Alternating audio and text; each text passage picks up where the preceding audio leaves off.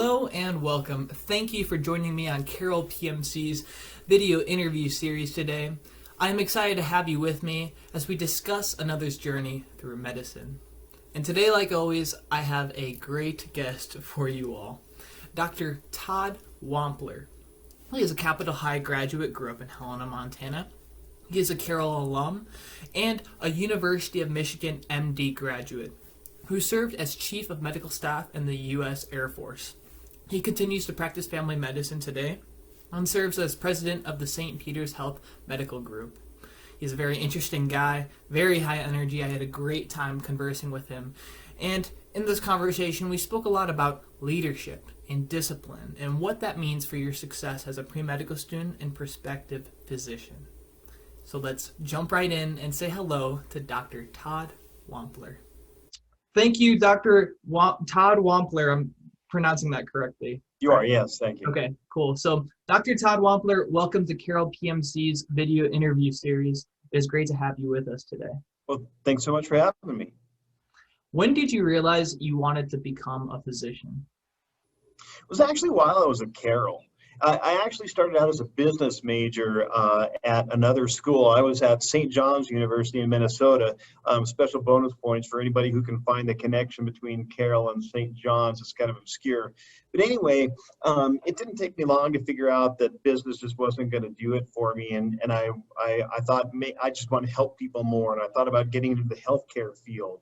I was quite frankly a little bit of a late bloomer, though. I didn't try that hard in high school. I didn't have a lot of confidence that I could do really great things.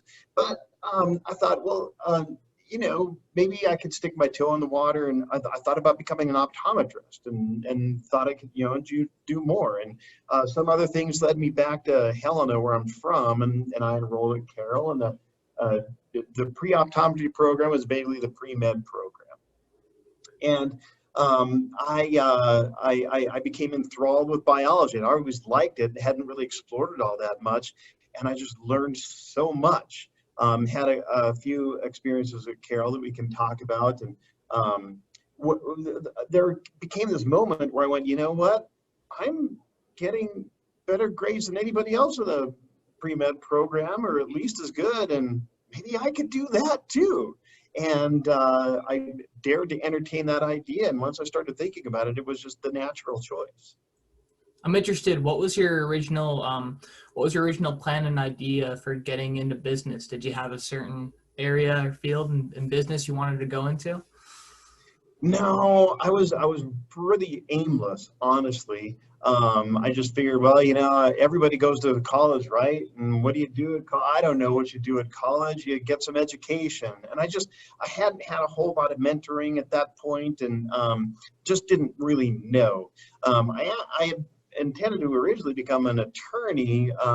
My father had been an attorney. I lost him in high school, and so that kind of soured me on that idea, because we were going to practice together, and I just didn't, that seemed like a good alternative. So I guess the short answer to it is I haven't really thought about it all that much.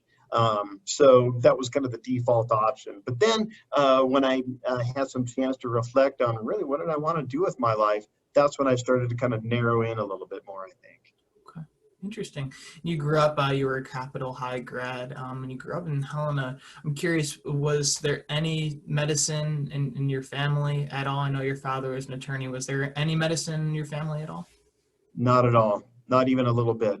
Now, I don't think we can ignore the fact that, so I mentioned I lost my father in high school. That was after a prolonged illness. He had a long struggle with emphysema, actually, was genetically predisposed to that. And so I did spend a lot of time around clinics and hospitals, and was kind of immersed in that from the patient and family side. And that definitely influenced me in ways that I couldn't articulate at the time. But I do think it led me down that path, and it has certainly influenced my approach to things since I went down that road. That's interesting. Yeah, oftentimes a lot of us pre-meds, we get in, our initial interest in medicine are really traumatic and terrible experiences in our lives at some point in time. A lot of us have shared that at Carroll PMC, and so it's interesting. Right. That's definitely something that happened with me as well, and it got me interested and more honed on a path in medicine. And yeah, it's oftentimes it can be a catalyst, but I'm sure that the experiences you had at Carroll, which you've alluded to already, influenced you more so in the direction of medicine. So I'm interested. So you attended Carroll, you were a biology major from 1988 to 1992. A Right. lot of Carroll alumni who are physicians that we've had speak on the show have been biology majors. And so I'm curious, what was your reasoning for becoming biology in particular? And would you still recommend it to pre-med Todd Wampler today, or would you pursue another major? Yeah, it's a really good question.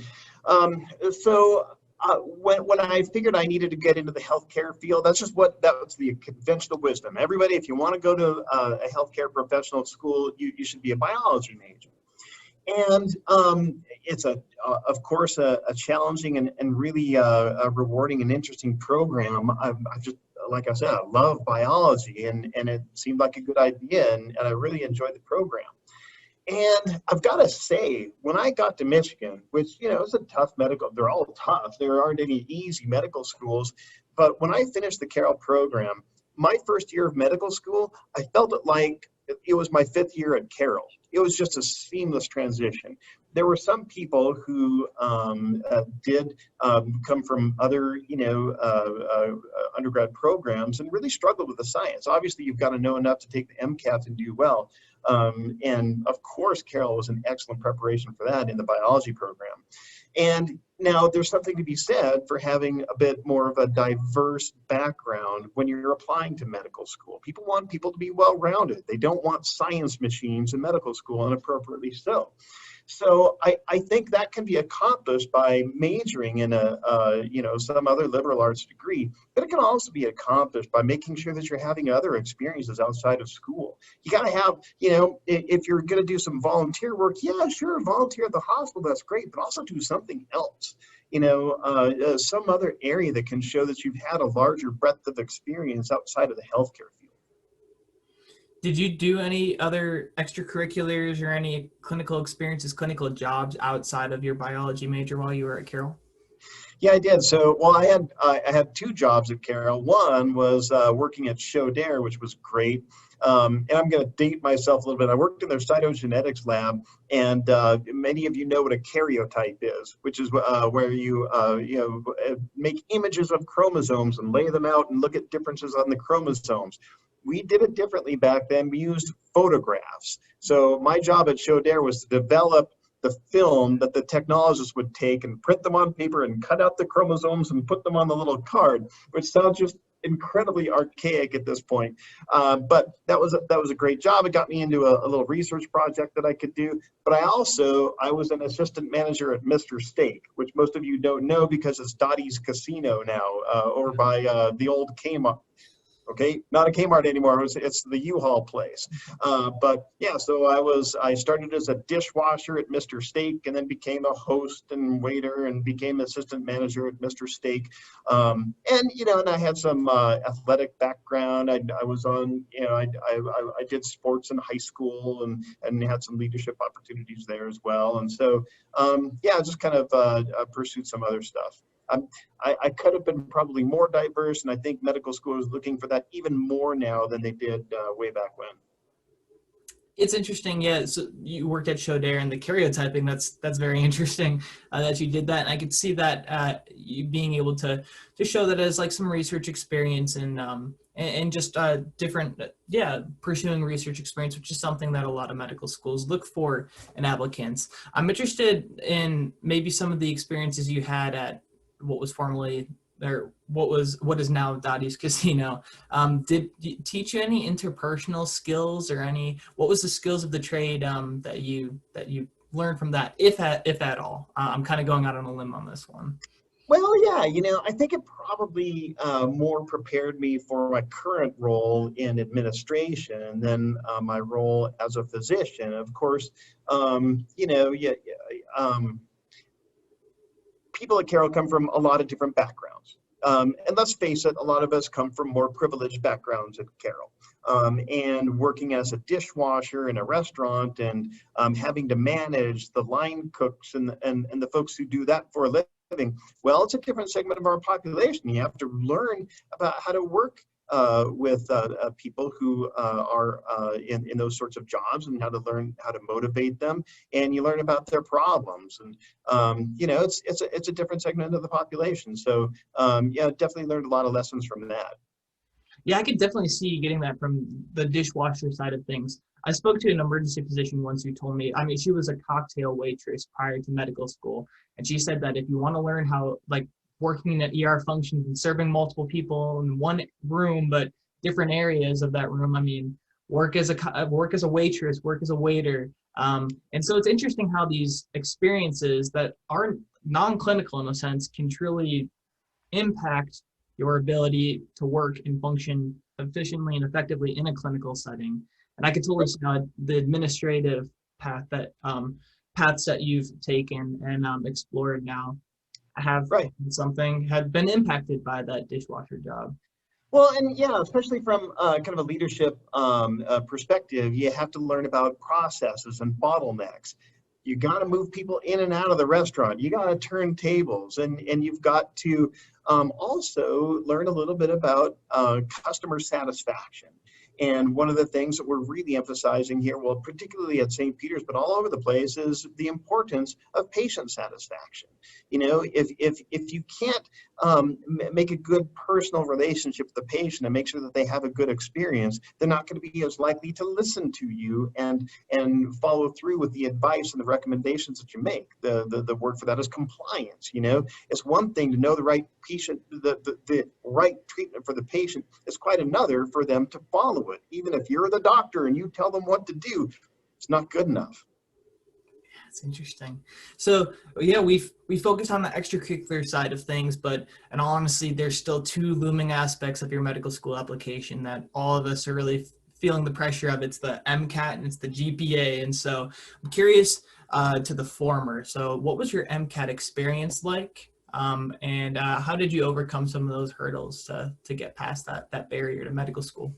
Yeah, so first of all, you know, the program at Carroll was just an excellent MCAT prep by really learning what they're teaching. So the way I prep for the MCAT, I didn't take a specific course or anything like that. I got a book. I'm sure there are digital books at this point to just kind of walk you through the steps.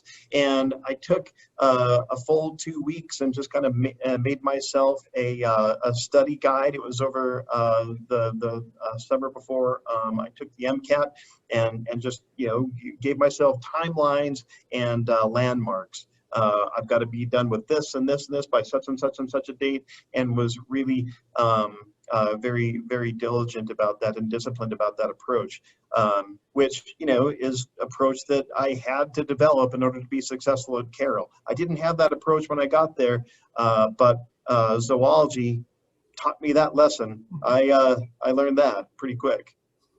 I haven't taken that course, but I've heard from a lot of people that you come out, well, you need to be a lot disciplined, really disciplined about your studying and to get through that course. And so I could see that. Well, that's good that you got through that, because then you got to the application part of things. And I'm curious, before we move on to that, did you say you studied during the summer for the MCAT? You blocked off some weeks to study in the summer, or was it a different time? Yeah, of course, you know, I was also working a couple jobs as well. So, you know, I had to, you know, do it in the evenings, and yeah, you just have to carve out the time and like I said, just be disciplined about it. Yeah, most definitely. And it's quite an interesting dynamic now with COVID. My MCAT got canceled about 4 times, and they actually shortened the MCAT for a certain amount of time. It was only 5 hours.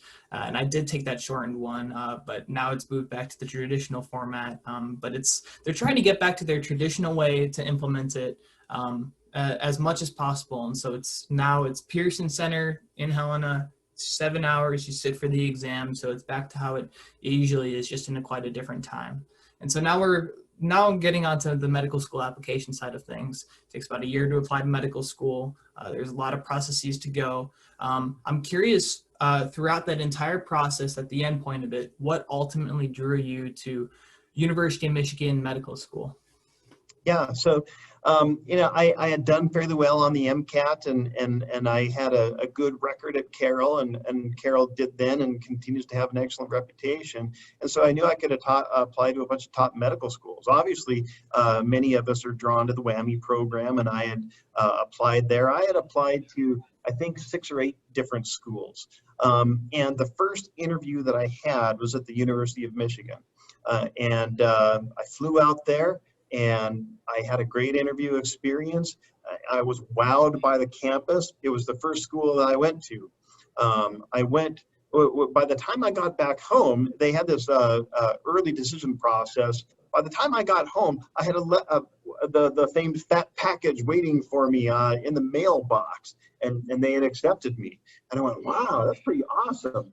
And then I looked at what I had spent on airfare. I looked at what I spent on hotels, and I went, well, this is a pretty awesome school. I'd kind of like to not have to spend all, and so I just said yes at that point. So I interviewed at exactly one place, and it was the right decision for me. I had a great experience there.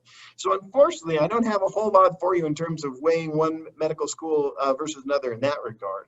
I mean, what I can tell you is in selection of a medical school where you want to go, and quite frankly, some people are faced with the choice of, well, maybe I don't have the greatest record. I know I can do this. So what should I accept? And you've probably had this perspective from other people, but once you're done with residency, once you're practicing, how many of my colleagues do I know where they went to medical school? It's almost none. The ones that I know are the ones who went to Big Ten schools, and so we talk about football, and I know for that reason. In terms of our clinical interactions, we don't judge each other based on where we went to school or even residency. It's that interaction, and you figure out who knows what's going on and who doesn't. And I have colleagues who went to lesser medical schools who are just the fantastic people who I would refer anyone to. I would let them take care of me or my family.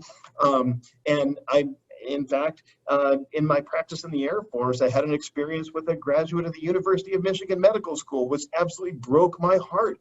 And he did not know what he was doing and really needed to find another career. And so really, our medical school is important, particularly if you're looking for a particular residency.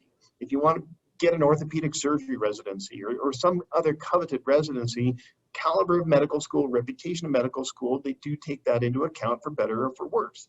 I think we're going to talk a little bit about DO versus MD schools. There are places where you're going to see a bias. And so that's out there. Even in the real medical, where sometimes people will see a DO degree, and there will be a little bit of suspicion there from some people, not from most, but it is out there a little bit. But by and large, where you went to medical school, it just doesn't matter all that much, and you should just go where you can get in. You go where you want to, and make sure that you just put your heart and soul into it, and that you learn what you need to learn, and you're likely going to have a good experience and a good outcome. At the end of the 4 years, you're still called the doctor, which is a good point. That's right. Yeah, that is right. Yeah, now, the old joke. Right. What do they call the last person who graduated in the medical school class? Well, doctor. Right. That is great. Now, they could call them medical doctor, or they could call them doctor of osteopathic medicine. And so that's a great segue, because now, I think MD versus DO is a question that a lot of students at the pre-med club have. And ultimately, what I always say is something that a lot of pre-medical advisors say is that, school, it's really based off of fit. It's based off what you want to get out of the school and what you feel destined to at the time. And so I'm curious, as a family medicine doc, when it comes time to applying to DO versus MD schools, with a family medicine interests in mind, and even just in the future as well as pursuing a DO and MD residency. Now they're the matches combined, so I guess that's not really relevant anymore. But curious, as a family medicine doc, in the words of the American Academy Family Physicians, family medicine professional is comprehensive, it's versatile, and it's tailored to individual patients and their situations. Do you see a benefit of going DO versus MD or vice versa to become a family medicine physician? I really don't. I think viewing the patient as a whole and considering all of those aspects of their care, their socioeconomic status, all the social determinants of health that we know are so important, that comes from a mindset. That doesn't come from your medical school. You can go through an MD school and be totally holistic in your approach and think about all sorts of influences. You can be a DO and be focused on the science, the pure science. It all depends on your mindset and where you're coming from. And honestly, I don't think there's that big of a difference. The only thing that I would say is, just kind of reflecting on that now is there are some newer medical schools out there, and I don't want to offend anybody, but when you're looking at medical schools, you need to make sure that they've got a plan. Do they have a really good plan for where you're going to get your clinical experiences? Do they have well-established relationships? If there's not a great big hospital where they are they going to send you to get good education? And can they tell you that they can guarantee you slots? Because, it's tough. We've had several of the kind of regional medical schools and the younger ones approach us about, hey, can you have some medical students situated there, and can we to kind of embed them in your program? And in the real world, when you're talking to community programs, it's really tough. Now, we all want to help medical students and residents and assist in education. In fact, we have taken an oath to contribute to that, and I believe that that's important. But it's really hard to guarantee those slots. And so I think that's something that folks ought to consider very, very seriously when they're applying to medical school. Yeah, that's quite important. And I think a lot of resources exist online for making those comparisons and doing that research as well.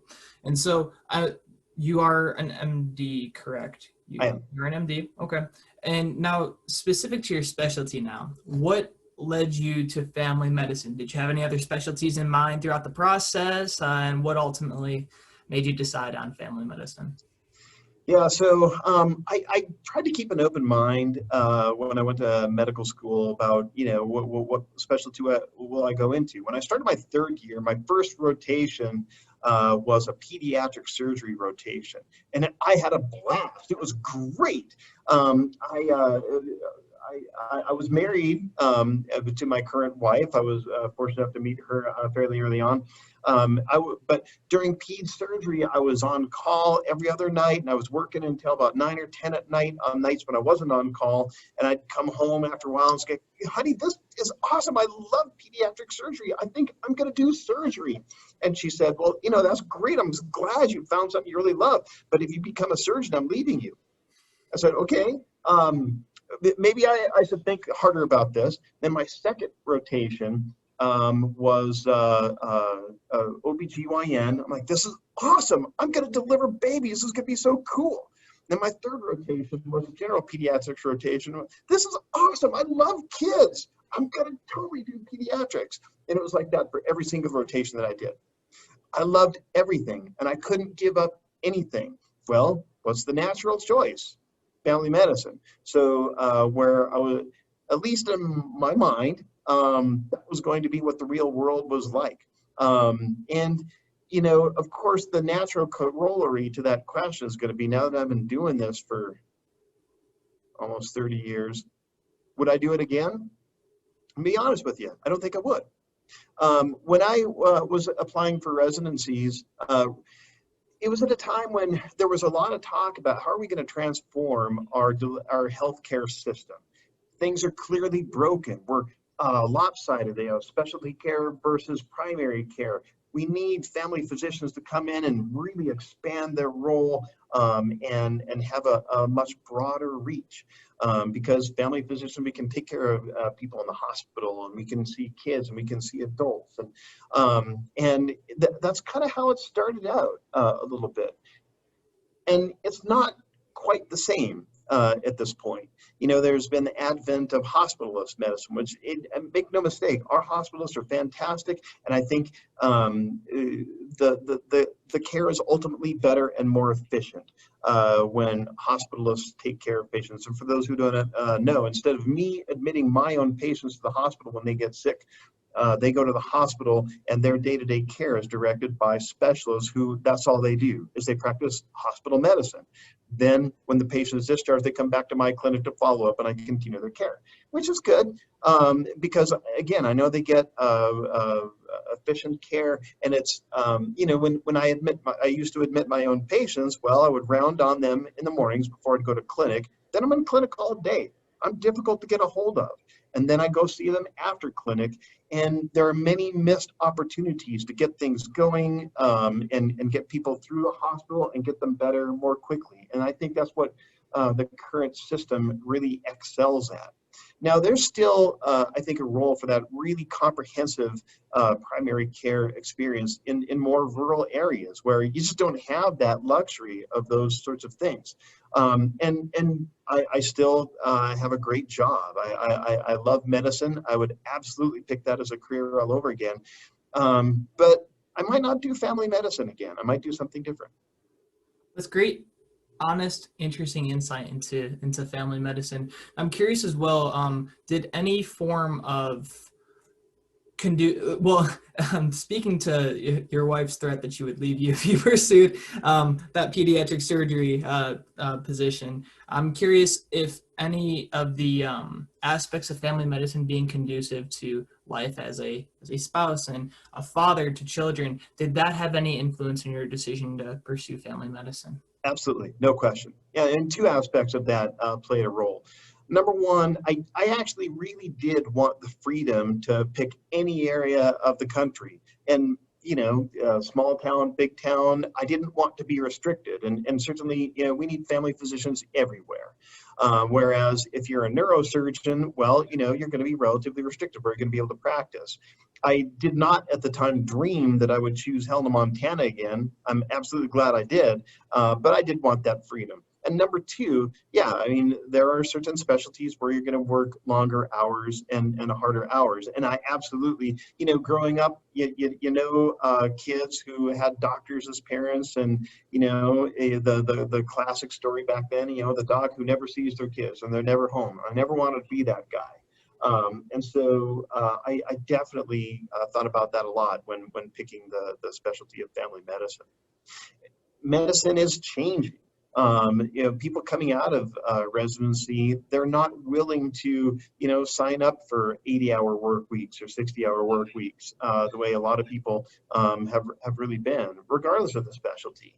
And so that is changing a little bit for all specialties, but still, there are some specialties that are going to be in longer demand than others. A lot of it is call requirements. As a family physician at this point, I take call. I'm a member of a large group, and so I take call about every 15th night, and it just involves answering the phone to answer a question or two. A lot of times from nursing homes and things like that. I don't have to go in the middle of the night, and the problems can get handed off to the emergency room or to the hospitalist. If you're a cardiologist and you're the only one in town, and somebody comes in with a heart attack, you got to go in and take care of it, because what else are you going to do? So there are considerations. Now, there are attractive benefits to that as well, to being the person who is going to be asked to come in when that heavy stuff is going on. And so that's very rewarding and very exciting as well. And then, of course, there are shift work opportunities, emergency medicine. Where you're not on call, you go in for your shift and then you go home. Obviously, there's a lot that happens in between those two things, but it's a much better defined career choice. You attended your family medicine internship and residency at Poudre Valley Hospital in Fort Collins, Colorado. What was that? Poudre Valley. We go with the local pronunciation. Ah, okay. That's how you can tell. I mean, I used to call Helena like Helena when I when I first came here. I'm from Illinois. Right. So, yeah, but in Fort Collins, Colorado, where you actually served as chief resident, and you were actually named Colorado's Family Medicine Resident of the Year in 1999. So congrats on that, number one. And number two, describe to the Carroll Pre-Med who may not understand what a chief resident is. What is that position? What are the responsibilities of that position? And what was your biggest takeaway from your time as chief resident? Yeah, it's a good question. So, there are a couple of different philosophies behind a chief residency position. In some residencies, you just are selected, and that's just part of the gig as your last year of residency. There are other programs in which the chief year is a separate year beyond when other people have already completed their residency. But basically, the idea is this: you're the resident who is charged with making sure that all the other residents are on board with what's going on, with what the program director wants to have happen, and you're that interface basically between administration and the residents. Typically the one who's going to really push the envelope on quality and patient service and all those things. And it's kind of an analogous position to what I do now. I'm the president of the medical group, and so of course I continue to practice medicine. I have that kind of background and a little bit more sway with my colleagues, the physicians, rather than just an administrator who doesn't know what it's like to practice medicine. Well, I'm in the trenches too, and I know what you're going through. But these are the imperatives that we have from an economic reality standpoint. These are the things that we have to push with the patient experience and quality and all these other things that we've got to do. And we do have to have a margin at the end of the day, meaning we've got to be able to have money left over to buy the new CT scan machine, to remodel the hospital, to provide better services and those sorts of realities. So I'm kind of conflating the two positions, chief resident with my current role, but they really are kind of analogous. So a chief residency position is usually kind of it's a position that's selected by your fellow residents.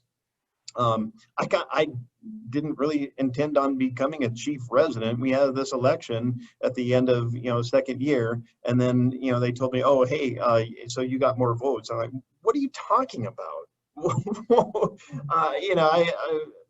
And it just kind of happened, and I'm like, well, okay, I'll do that. I didn't really feel like I had any special talent for it. And so they provided, a course that you go and you learn some leadership techniques. That was my first experience with, going to a conference and learning specifically about leadership. No, well, I guess there are actual tools that you can put in your toolbox that will allow you. You learn about change management and just motivation, and just all sorts of things that you can use to help motivate a group of people. And in particular, a demographic of people who don't particularly like to be led very much. As physicians, we tend to gravitate towards this profession because we are independent-minded, and we don't generally enjoy being told what to do. So it takes a special skill set to be able to kind of, get people rowing in the same direction. What does the time commitment look like to that position? Well, that's a really good question. So in my position, I guess, I probably dedicated, I don't know, maybe 4 hours a week to it. It wasn't that bad. And just all sorts of stuff that you can't quantify. The back then we had pagers. The pager goes off, you've got a question that's related to your chief duties, and you got to drop what you're doing and take care of that. And so just a little bit here and there.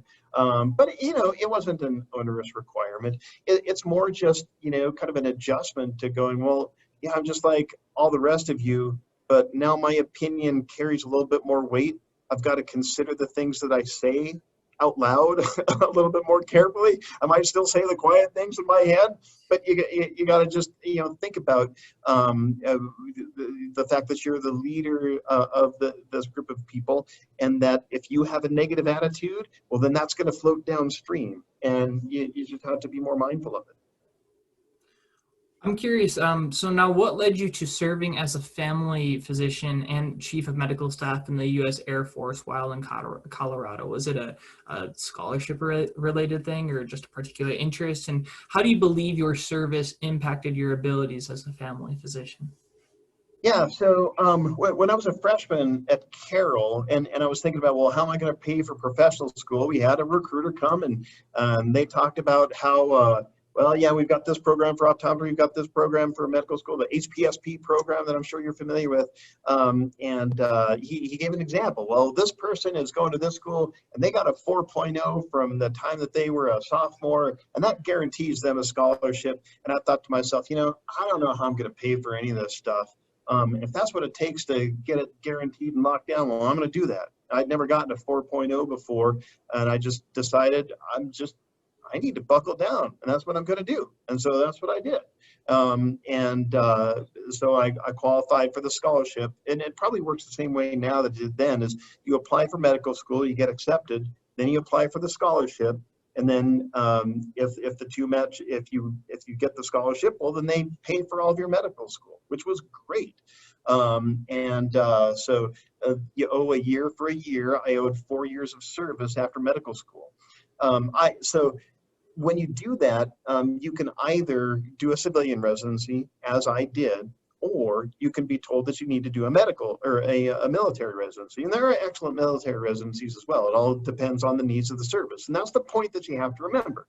At every step, once you sign on that line, yes, you're going to have some preferences that may be taken into consideration, but ultimately it's the needs of the service, whether it's Army, Navy, or Air Force. The Air Force is the best, of course. You need to remember that, Andrew.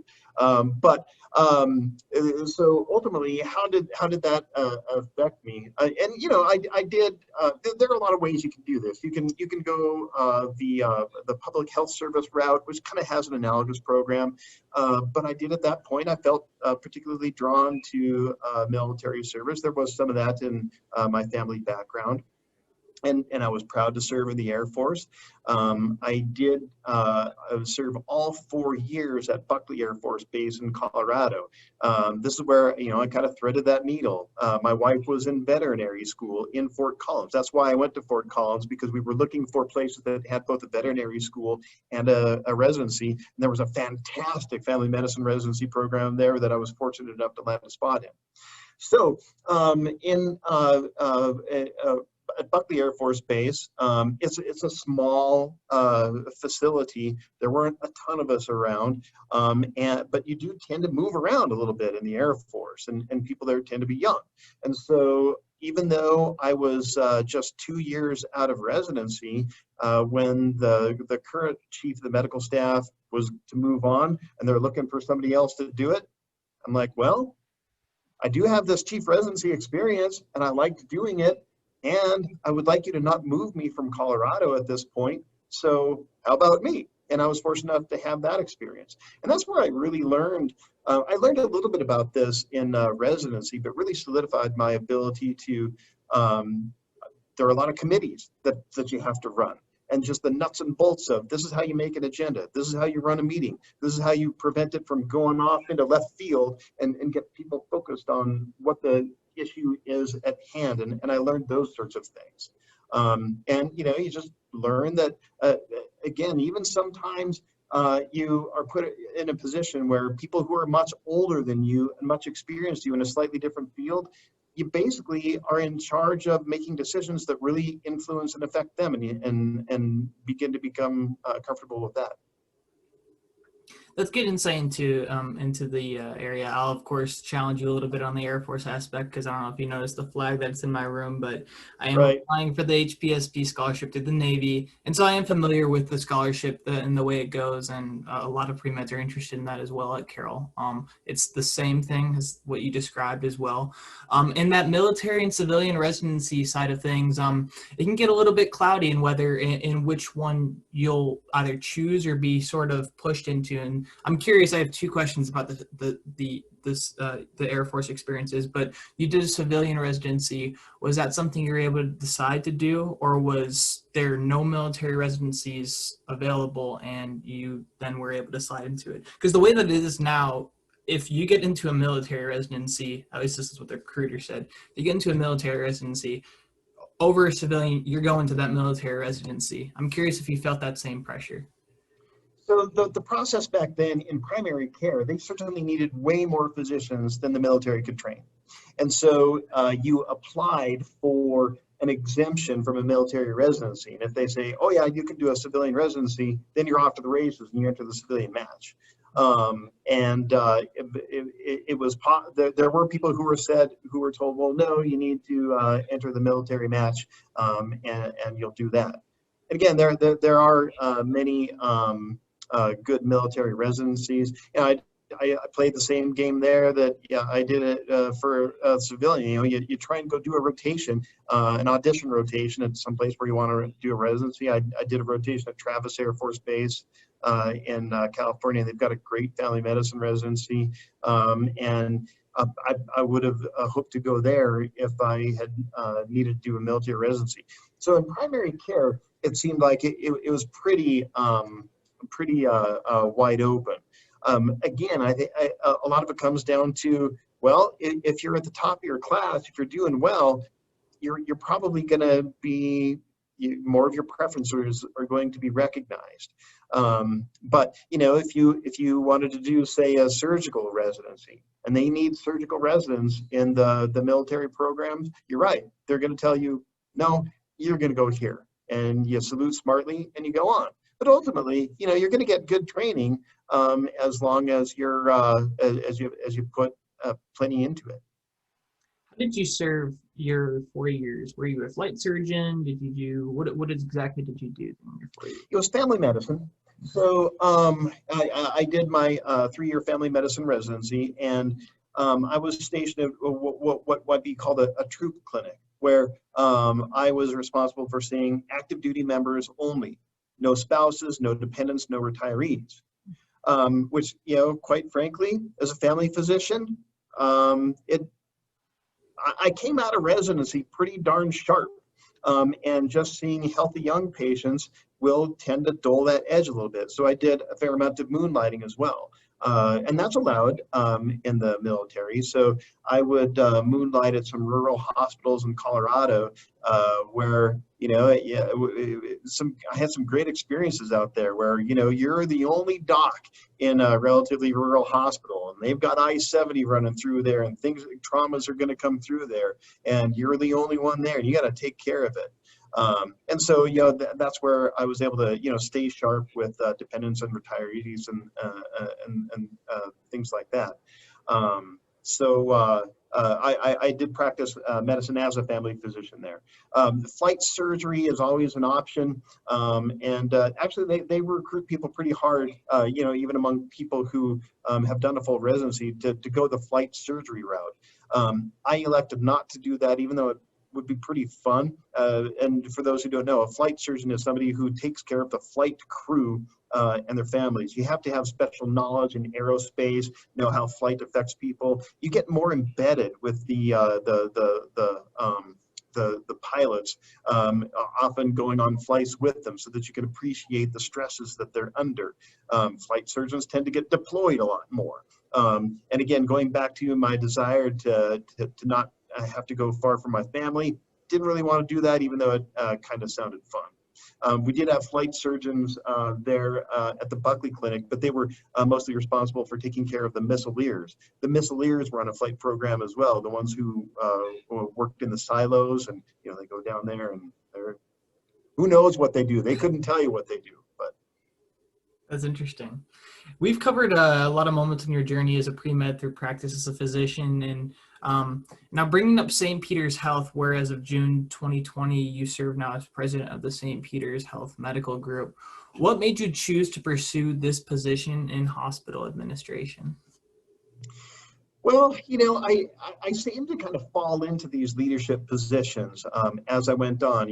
My surprise selection as chief resident, and then served as chief of staff. And really, I think it just reflected my natural inclination to just need to be involved in this decision-making process. Again, a lot of us don't like to be told what to do as physicians. Some of us are more so that way. And I can't help but have my finger in stuff. And there are certainly a lot of people who will go, hey, if that's what you want to do, great. Have fun with that. I've enjoyed it, and it seemed like I was fairly good at it. So I became the chief of the family medicine department of the hospital. Did that for a couple of years, and had some various leadership crises here at the medical group several years ago. For reasons that are really complicated to get into, and I thought, you know what, now's the time. I just need to really start getting more involved in leadership, and that kind of evolved to my taking this job from Dr. John Kasani, who had performed excellently in that role for 3 years, and he retired. I was kind of picked as being the successor to him. We had done some good succession planning. I would like to point out that Dr. Kasani was a DO and was brilliant. And so, he blazed that path. That's interesting. It seems like you see a need and you find a way in which you can kind of try and fix it, which is, I think, great in administration. I'm curious though, if you could describe the pros and cons of working in administration. Do coworkers around you bite their tongues like about complaints about St. Peter's, the administration?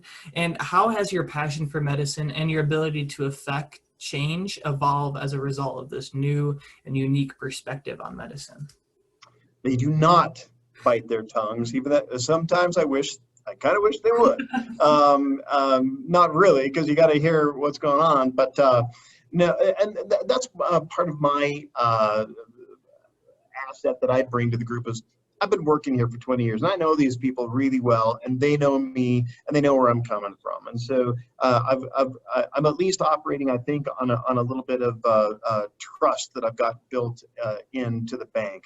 I have to work to maintain that for sure, or that will go away. And from the aspect of what motivates me to do this, my passion for medicine, obviously, one of the hardest things that I've had to do is when I was going to make the switch from full-time clinical medicine to just 20% clinical medicine, I can't take care of the same patient population. There just aren't enough hours in the day. So I had to slim down my patient population. I sat down and looked at the list of the patients who were in my practice.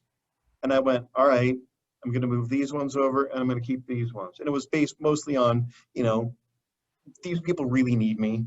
And I think these people do okay without me. That was one of the hardest things that I did, because I've been involved in these people's lives and I've done my best to help them. And what motivated me to move into this position in the first place, I feel like if I do this the right way, I can make the system better. And if I make the system better, then I'm going to be able to positively influence a lot more lives than those 2,500 people that I had to go through that list. I can hopefully have a positive impact of the lives on the entire community by helping set that higher standard, and helping bring St. Peter's to that gold standard 2025, which I don't know if anybody of you have heard about, but that's our motivating principle. We have established ourselves with the goal of providing the gold standard of healthcare in Montana by the year 2025. We have a great administration from our CEO, Wade Johnston, on down that has mapped out how we're going to do that. And it's exciting to be a part of that. And I think by being involved in that and making it succeed, I can positively impact the lives of, I've seen people who were my professors at Carroll. I've seen my teachers at Capitol. And of course, friends from way back when who I've seen from a clinical standpoint. And it's really special. It really brings it home how important it is to leave a positive stamp on the whole community.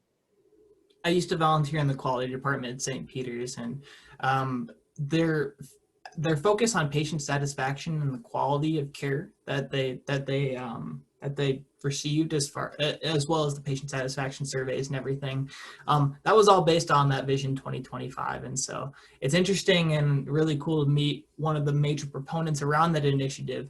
I'm sure COVID-19 has imposed some challenges now on that vision and the time frame of it. However, I'm sure you guys are going to pull through and you guys are still going to do great. And I'm curious, because you mentioned earlier, leadership is something that's quite important as far as being a physician goes, getting that autonomy behind medical care. And so how does one cultivate strong leadership qualities as an undergrad and a prospective medical student? Mhm. Well, I think it necessarily involves you to be able to put yourself in somebody else's shoes and think about the large perspective, back off and go, all right, um, if I'm thinking not just about how it affects me, but how these decisions are going to affect the people around me, and just think about the downstream consequences of those actions.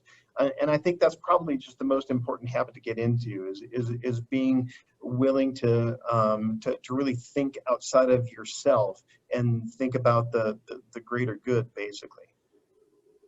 Yeah. It's interesting. There's a lot of pursuits on campus right now that people can look into to gain that experience prior to medical school. Leadership is something that in the last medical school application cycle, almost every school I got a leadership essay. They're looking for where you were a leader. It doesn't have to be clinical. I think that's something that a lot of pre-meds get stuck in their heads, but non-clinical leadership, even when you were in a position of informal leadership, which I've been in plenty of times, that still counts. That still grows you. You're still the head dog, and then you're still operating for the benefit of the team, and the benefit of the team then extends to the bigger picture. And assuming as a medical provider, the team benefits patients, and if it's a strong team, strong performance and strong benefit to the patients. Yeah, that's a really interesting point. Here at St. Peter's Health, we had a leadership cohort composed primarily, well, completely of physicians. We have an outside consultant group that Wade brought in to develop a cadre of physicians to instill more leadership in them. Now, again, we're physicians. We're used to being kind of alphas, right, at baseline. But most physicians don't see themselves as leaders in the traditional sense, where you have several direct reports that you're filling out their evaluations and you tell them what to do. And so, yeah, you sit these doctors down in the room like, I'm not a leader. I don't have these tools. I didn't go to school to learn this sort of thing. But when you take a step back, you go, well, really, you are a leader in your clinic. And even though you're an employee of a large system like this, you have nurses, you have medical assistants, you have the scheduler up at the front desk, who's probably the most important person in your clinic, but you just didn't know it. And you are going to set the tone for those people. And it again gets back to that whole leadership aspect of when you are a leader, you've got to remember the things that you say and the attitude that you have and the way that you conduct yourself. It affects everybody around you. Everybody on that team looks to you to set the tone. And if you don't keep that in mind, it will slide and you won't have a good outcome with it. And so I think that's one of the things that is leading medical schools to look at that as an important characteristic. If we're going to have an excellent overall medical system, we need the physicians to be the leaders within that system and be willing to take on that role, even if informally. It's interesting. Yeah, the way that medical schools look at pre-meds is definitely evolving. So it'll be interesting what comes in the coming years and how that affects those 4 years prior to becoming a physician.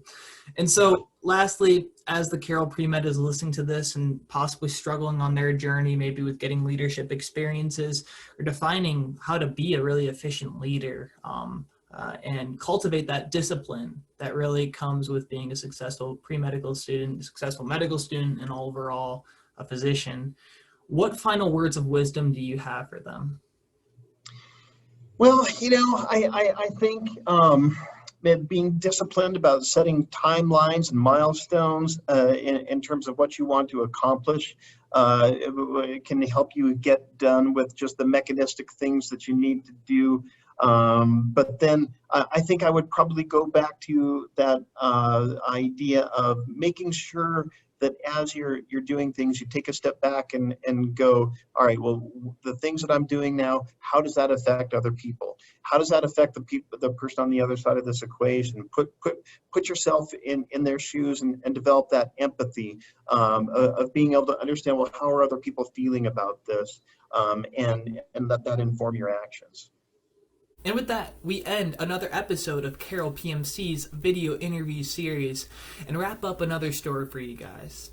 I loved speaking with Dr. Todd Wampler. I think he's an awesome guy, just an interesting guy. And he provided some really excellent insight into what we push here at Carroll PMC, about collaboration, about really successful team dynamics, and how that can really prove for a very well-coordinated, well-functioning team and group for the interest of a certain task, a certain goal. Obviously, in medicine, a high-functioning medical team is able to fulfill the needs of patients, and that's what we strive for. And I think Dr. Wampler's insight into the administrative side of things, coupled with his education and discipline as chief resident, and discipline in the U.S. Air Force as well, I think he provides really excellent insight into just how much one can affect change when they look to the problems that are affecting a health organization or health institution as a whole. I think it's something that can be lost in the sauce as physicians are striving on their unilateral leadership that we spoke about a little bit. It could be lost as they're focusing on the patient, which for good reason. I mean, physicians are focusing on the patient in front of them and their welfare. However, I think Dr. Wampler really introduced to us how we can affect change, how physicians can affect change as leaders by sharing their insights to their organizations, by enhancing the team that they work with, and the operations and the systems that they are a part of, to truly benefit the patient and truly benefit the most patients in the most effective manner possible. Thank you for taking the time to listen and or watch me today. Hopefully this guide's helped you gain some motivation or insight into what it takes to be a successful pre-medical student. As always, if you have any questions, please feel free to reach out to your Carroll PMC officers, schedule an office hour slot with myself on Moodle, or contact Carroll faculty of your choosing. If you like this content, please like it, subscribe to the channel, share this with your friends and your family, give them insight into what it means to be successful in medicine and as a pre-medical student. Have a great day, and I'll see you guys next time.